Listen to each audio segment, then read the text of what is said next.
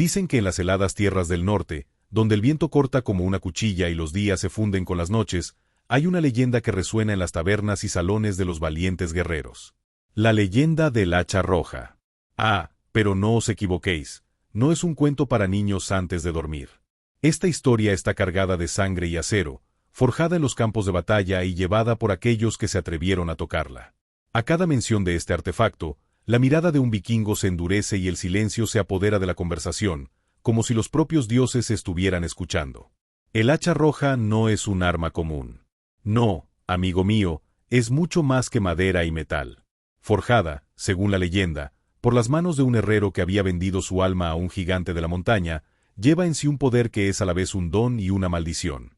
Se dice que quien la empuña obtiene una fuerza sobrehumana y una inteligencia aguda para la batalla, capaz de predecir los movimientos del enemigo antes de que siquiera piense en actuar. Imagínate en el fragor de la guerra, rodeado de adversarios, y con el hacha en la mano guiando cada golpe con divina precisión. Parece un sueño, ¿no? Pero los sueños tienen un precio. Lo más curioso, sin embargo, es que el hacha no elige a cualquiera. Es como los vientos del norte, impredecibles y despiadados. Solo aquellos con un espíritu fuerte, pero con una sombra de ambición en el corazón, pueden despertar su verdadero poder. Pero cuidado, porque, según la leyenda, el hacha exige algo más que valor. Pone a prueba a quienes la manejan, como un amo exigente, y exige un peaje que ni el oro ni las ofrendas pueden pagar. Al fin y al cabo, ¿cuál sería ese peaje? Pues dicen que el hacha roja no acepta nada menos que la esencia de su portador. En los oscuros y humeantes salones de las casas comunales vikingas, el nombre de Igor se susurraba como un presagio. Igor el Cruel. Desde muy pequeño mostró un temperamento feroz y una voluntad inquebrantable de sobresalir entre los suyos.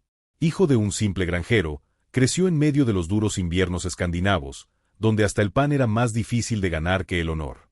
Pero Igor no era como los demás muchachos del pueblo. Mientras corrían por los campos o escuchaban las historias de sus mayores, él afilaba un pequeño cuchillo de hueso, apuntando los troncos de los árboles con ojos que ardían de ambición.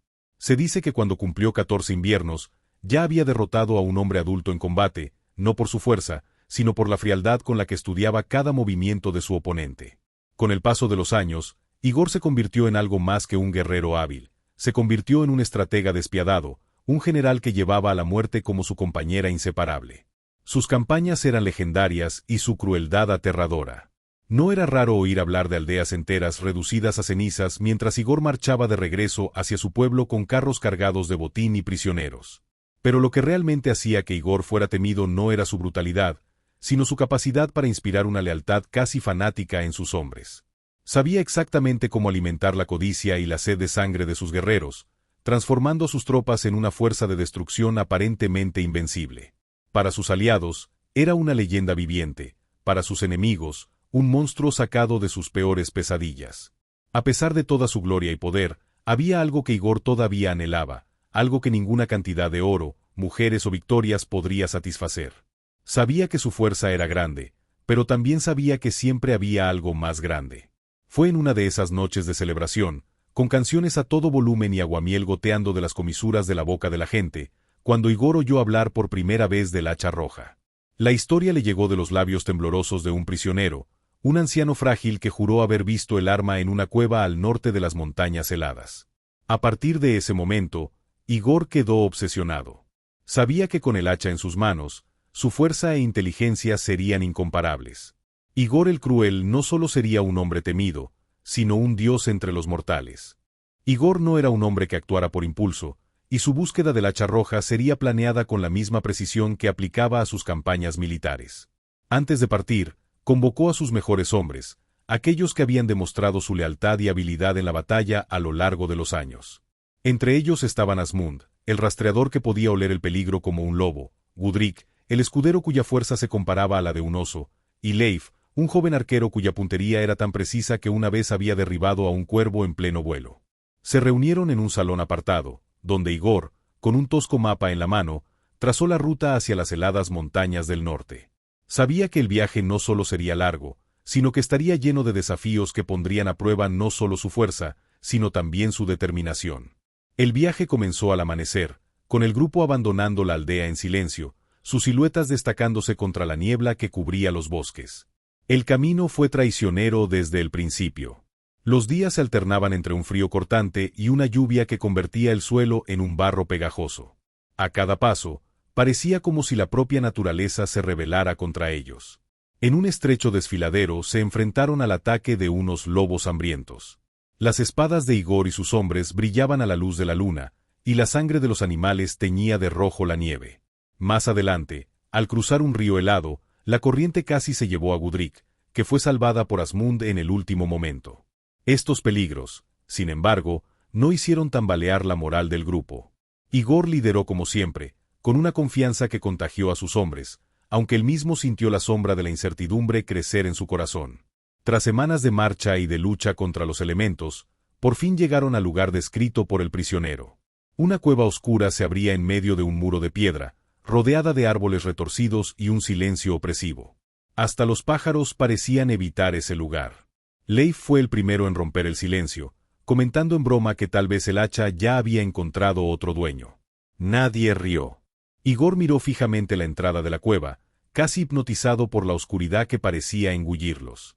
Sabía que el mayor desafío estaba por llegar, pero no mostró signos de vacilación. Con un breve gesto, ordenó a los hombres que prepararan el campamento para la noche. Al día siguiente, entrarían en la cueva y descubrirían lo que el destino les tenía reservado. Al amanecer, Igor y sus hombres se encontraban ante la entrada de la cueva, con antorchas encendidas y armas en la mano. La oscuridad parecía latir, como si algo vivo los estuviera esperando. El aire olía extraño, una mezcla de hierro y algo que se parecía a madera quemada. A medida que avanzaban, los ecos de sus pasos sonaban como tambores distantes, lo que aumentaba la tensión.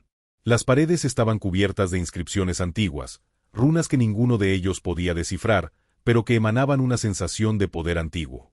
Las antorchas iluminaban su camino, revelando estalagmitas afiladas y huesos esparcidos por el suelo, como testigos silenciosos de aventuras fallidas.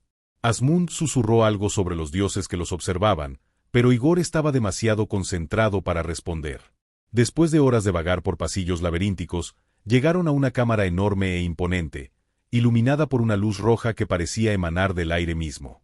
En el centro de la habitación, colocada sobre un pedestal de piedra negra, descansaba el hacha roja. El artefacto no se parecía a nada de lo que habían imaginado. Su hoja estaba hecha de un metal que parecía tan rojo como la sangre recién derramada, brillando con una intensidad casi sobrenatural. El mango era de madera oscura, pero latía con vetas rojas incandescentes, como si estuviera vivo. El tiempo parecía no tener efecto sobre el arma, pero llevaba un aura que sugería milenios de historia oscura. Leif intentó dar un paso hacia adelante, pero una fuerza invisible lo detuvo. Era como si el hacha estuviera esperando a alguien en específico. Igor. Sin dudarlo, Igor avanzó, con la mirada fija en el arma. Al agarrarla, algo extraordinario sucedió. Una ola de energía recorrió su cuerpo, como una tormenta que comenzó en la hoja y se extendió a las puntas de sus dedos. Sintió un calor intenso pero no doloroso invadirlo. Era como si el hacha le hablara directamente al alma, susurrándole secretos antiguos y despertando un poder que no sabía que poseía. Sus ojos brillaron con una luz roja momentánea, y sus hombres, antaño guerreros temibles, retrocedieron instintivamente. Igor levantó su hacha y el sonido de su grito resonó por toda la caverna, con una fuerza que pareció sacudir las paredes. En ese momento supo que ya no era el mismo hombre que había entrado en aquella caverna.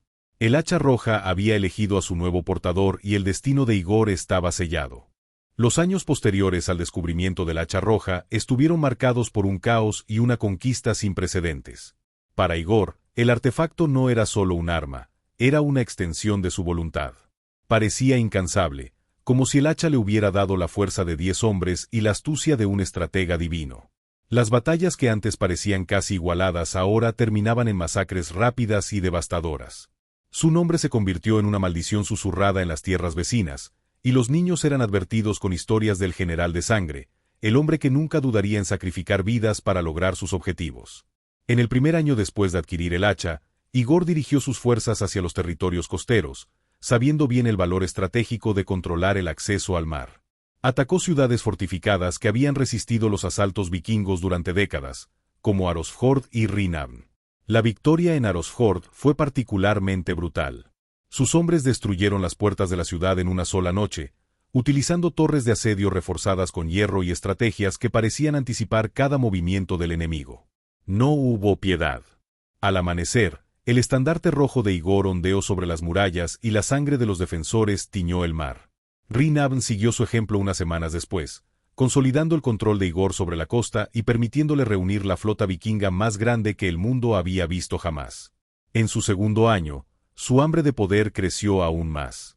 Igor dirigió a su ejército hacia el sur, cruzando densos bosques y traicioneras montañas para llegar a los fértiles valles de Midren y Talstorpe. Los relatos de estas campañas describen su aterradora eficiencia. No se conformaba con ganar batallas, destruía la moral de sus adversarios incluso antes de que cruzaran espadas. En Midren, difundió el rumor de que el hacha contenía una maldición divina, capaz de condenar eternamente las almas de quienes se atrevieran a enfrentarse a él. Cuando el ejército local finalmente se encontró con Igor en el campo de batalla, la mitad de las tropas desertaron antes del primer enfrentamiento. En Talstorpe, su estrategia fue aún más despiadada. Rodeó la ciudad y cortó todos los suministros durante semanas, mientras sus tropas saqueaban las aldeas cercanas, exhibiendo prisioneros encadenados como trofeos para desmoralizar a los ciudadanos. Cuando finalmente invadió la ciudad, Igor se aseguró de que su reputación de crueldad perdurara, destruyendo monumentos, quemando templos y transformando Talstorpe en un símbolo de su supremacía. Al tercer año, Igor ya no era solo un general o líder vikingo. Era un emperador. Su gobierno ahora se extendía por vastas regiones, desde el gélido norte hasta las llanuras del sur. Había anexionado una docena de reinos y forjado alianzas incómodas con líderes que preferían vivir a su sombra en lugar de ser consumidos por su ira.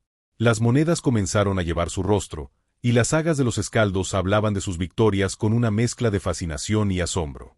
Su capital, Arosfjord, que había reconstruido tras su conquista, se convirtió en un símbolo de su imperio. El puerto bullía de barcos y la ciudad era un espectáculo de riqueza y poder, pero al mismo tiempo un lugar donde el orden se mantenía gracias al acero de las espadas y al brillo amenazador del hacha roja. Igor, sin embargo, no estaba satisfecho con todo ese poder acumulado. Su mente siempre se proyectaba hacia el horizonte, buscando más.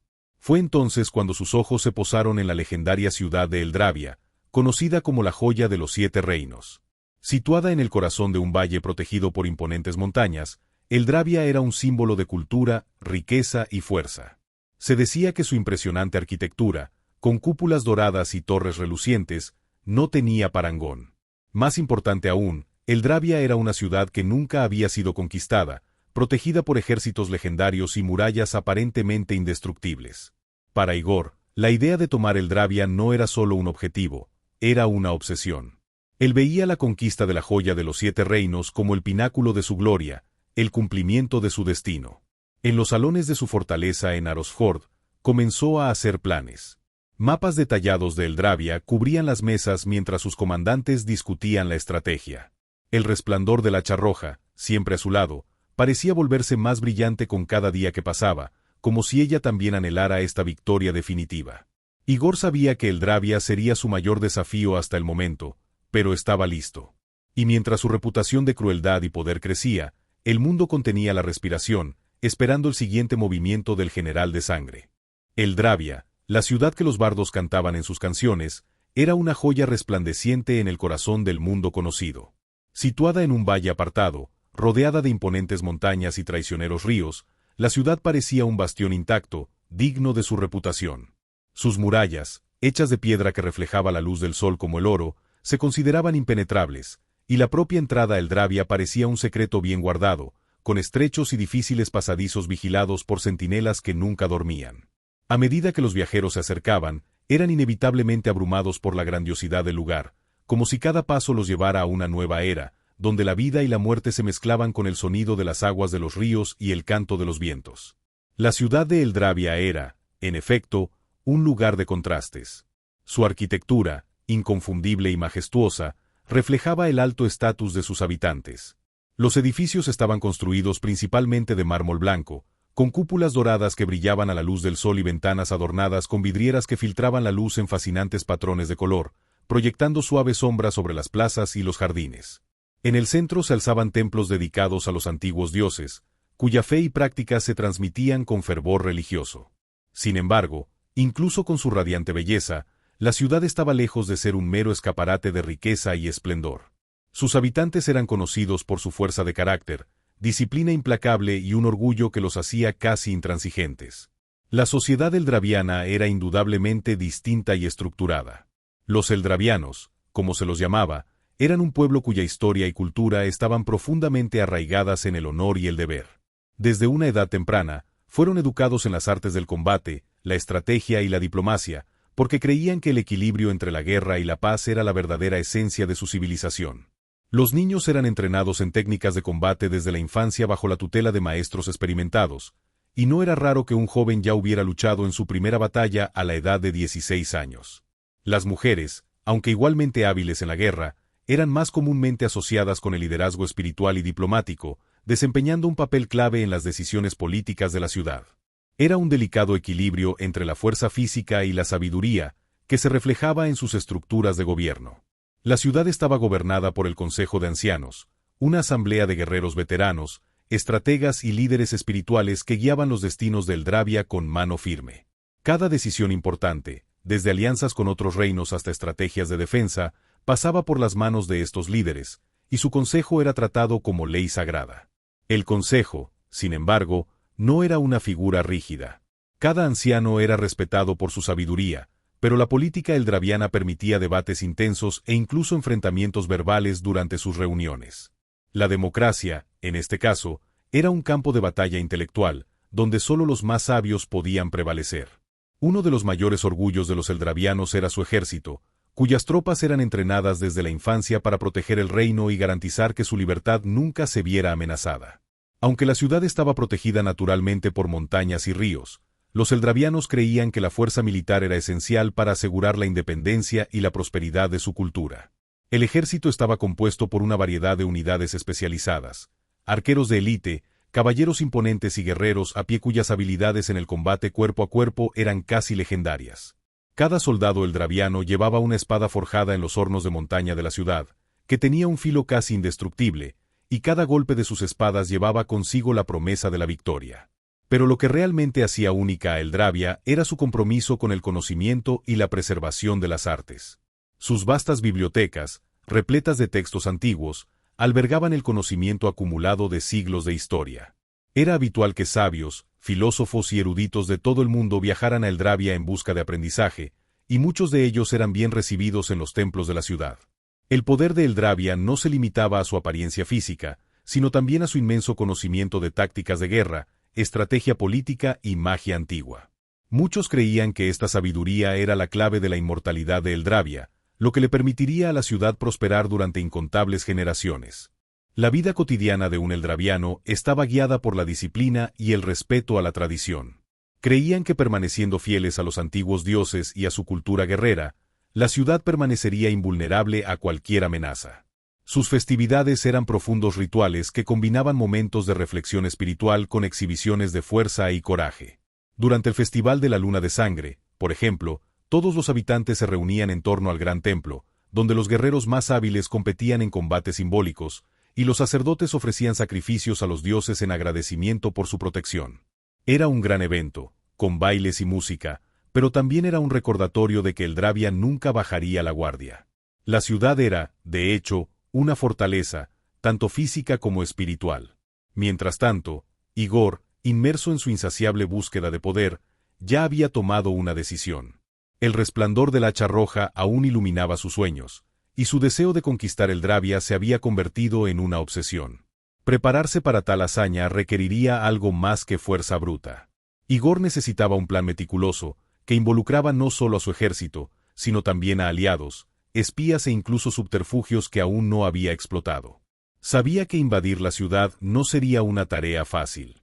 Las montañas que rodeaban Eldravia presentaban un formidable obstáculo natural, y la ciudad tenía la ventaja de ser prácticamente inexpugnable. Pero para Igor, nada era imposible. Con la confianza que había ganado durante los últimos 3 años, Igor comenzó a reunir a sus tropas en Arosfjord, reforzando sus filas y eligiendo a sus mejores guerreros para la misión. Envió espías para estudiar los patrones de patrullaje y los puntos débiles de las murallas de Eldravia. Al mismo tiempo, comenzó a formar alianzas con reinos vecinos que, aunque reacios a apoyar una invasión abierta, podrían ser útiles para desestabilizar el apoyo interno a la ciudad. La guerra psicológica ya había comenzado. Mientras su ejército se preparaba, Igor observaba el hacha roja con renovada intensidad. Sabía que sería un viaje difícil, pero estaba más que dispuesto a pagar el precio por el dominio absoluto. Eldravia, la joya de los 7 reinos, caería ante su espada. El siguiente gran desafío estaba a la vuelta de la esquina, e Igor sabía que con el poder del hacha en sus manos, la victoria era inevitable. La tensión en el campo alrededor de Eldravia era palpable.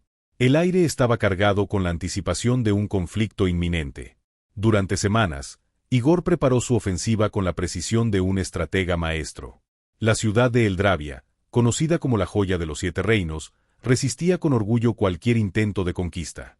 Sus imponentes y aparentemente infranqueables murallas eran una auténtica fortaleza, y sus habitantes, orgullosos de su herencia y fuerza, sabían defender su tierra con furia. Sin embargo, Igor, ahora imbatible tras el poder del hacha roja, estaba decidido a tomarla, y la ciudad y sus defensores nunca imaginaron la tormenta que estaba a punto de caer sobre ella. Los preparativos de Igor fueron meticulosos. Con sus mejores hombres a su lado, estudió los puntos fuertes y débiles de las murallas, los caminos menos vigilados y las rutas de suministro de la ciudad. Sabía que un ataque frontal sería una pérdida garantizada, pues la ciudad estaba protegida por capas de defensas que nadie se atrevía a desafiar. Pero Igor, con una mente tan aguda como una espada, decidió atacar desde dentro. Su ejército marchó hacia las montañas al este de la ciudad, donde, por un antiguo y olvidado sendero, había una entrada secreta, un pasaje subterráneo que conducía directamente al corazón de Eldravia. Los hombres de Igor sabían que el éxito de esta empresa dependería del absoluto secreto, y avanzaron con la cautela de un cazador a punto de acorralar a su presa. En el interior de la ciudad, los preparativos no eran diferentes. Eldravia sabía de la amenaza que se aproximaba, pues los espías de Igor habían hecho su trabajo con eficacia. Sin embargo, la ciudad todavía tenía una confianza inquebrantable en su fuerza, como si sus murallas y defensas pudieran resistir al mayor de los ejércitos. El comandante de la ciudad, Alistair, era un veterano de incontables batallas, y su ejército, compuesto por guerreros feroces y experimentados, no temía la invasión. Pero la artimaña de Igor estaba detrás de todo, y su primer movimiento fue desviar la atención de Eldravia. Mientras una parte de su ejército lanzaba ataques contra las puertas principales, otra fuerza, camuflada por la oscuridad de la noche, se infiltraba por la entrada secreta. La batalla comenzó al amanecer, cuando los primeros rayos de sol iluminaron la vasta llanura que rodeaba la ciudad. Las tropas de Igor, ahora divididas en 2 frentes, atacaron simultáneamente. Mientras la fuerza principal del ejército de Igor avanzaba por las puertas de la ciudad, los guerreros de Eldravia se preparaban para una feroz resistencia. Los sonidos de escudos chocando, espadas desenvainadas y gritos de guerra resonaban por las calles, marcando el comienzo de una batalla que quedaría grabada en la memoria de todos. La fuerza de Igor era imparable. El hacha roja, con su resplandor rojo, parecía herir más que la carne, atravesaba el alma de quienes se enfrentaban a ella. Con cada golpe, los guerreros de Eldravia caían, masacrados por la furia implacable de Igor. Estaba en su elemento, su crueldad se volvía legendaria a medida que marchaba por las calles de la ciudad, aniquilando a cualquiera que se atreviera a interponerse en su camino. Con cada calle que tomaba, el miedo se extendía entre los habitantes y muchos intentaban huir a las montañas, pero las fuerzas de Igor ya estaban por todas partes. Sin embargo, la ciudad no se rindió sin luchar. Alistair, el comandante, luchó con valentía en el frente, tratando de reunir a sus hombres y liderarlos en una resistencia desesperada. Conocía las calles mejor que nadie y sabía que las murallas de Eldravia, a pesar de su fuerza, no eran invencibles. Así que intentó adoptar una estrategia de desgaste, retirándose a los puntos más altos de la ciudad, donde podría aprovechar la ventaja del terreno. Pero Igor no era tonto. Sabía que la fuerza de sus hombres sería más efectiva si la batalla se libraba a corta distancia, donde podría aprovechar al máximo el peso de su hacha y la intensidad de sus golpes. Así que, sin perder tiempo, ordenó a sus hombres que invadieran las casas, los mercados, los templos y todos los lugares posibles para acorralar al ejército enemigo. Las calles de Eldravia se llenaron de feroces combates. El sonido metálico de las espadas, el chasquido de las lanzas y los gritos de agonía era todo lo que se escuchaba, mezclado con el olor a sangre en el aire. Ya no había distinción entre los invasores y los defensores, todos estaban inmersos en la misma brutal lucha por la supervivencia. Las murallas, que antaño habían sido símbolo de fuerza, empezaron a ceder. Algunas piedras empezaron a desmoronarse bajo el impacto de los fuertes ataques de Igor, y las puertas, antes infranqueables, empezaron a ceder ante los invasores. Cada metro conquistado por la fuerza de Igor era una victoria que le aportaba más poder, más confianza y más ganas de dominar. Pero, a pesar de la inminente victoria, el comandante de Eldravia seguía sin rendirse. Mientras tanto, en el corazón de la ciudad, Igor se enfrentaba a una batalla que, aunque ya estaba perdiendo, todavía tenía un componente simbólico que sabía que debía conquistar: la ciudadela, donde se alzaba el trono de Eldravia. Se dirigió hacia allí con su hacha, sus hombres siguiendo su ejemplo, avanzando sobre los cuerpos de los caídos. Cuando llegó al gran salón, los últimos restos de las fuerzas de Eldravia lo esperaban, con Alistair a la cabeza, decidido a enfrentarse a Igor, aunque fuera en solitario. El enfrentamiento final se produjo en un escenario épico. La sala estaba en ruinas, con antorchas encendidas a medias, y el aire cargado de humo y olor a sangre. Alistair, con su espada en la mano, desafió a Igor, tratando de asestar golpes certeros. Pero con el hacha roja en sus manos, Igor estaba más allá de las capacidades de cualquier hombre mortal. Cada golpe de Alistair era bloqueado con facilidad, y cada movimiento de Igor parecía como si el propio destino lo favoreciera. Finalmente, con un movimiento devastador, Igor levantó su hacha y asestó el golpe fatal, derribando a Alistair, quien cayó al suelo con un grito de dolor. La ciudad de Eldravia finalmente estaba bajo su control. Las calles, una vez prósperas y llenas de vida, ahora estaban silenciosas, cubiertas de cuerpos. Igor, con el hacha roja en sus manos, la levantó hacia el cielo, y el resplandor rojo pareció incendiar la mismísima tierra. Había conquistado Eldravia. Su nombre ahora sería conocido en todos los reinos, y su reputación de crueldad, ahora inmortalizada por la caída de la joya de los 7 reinos, nunca sería olvidada. Pero mientras miraba al horizonte, Igor supo que esta victoria era solo el comienzo de algo aún más grande.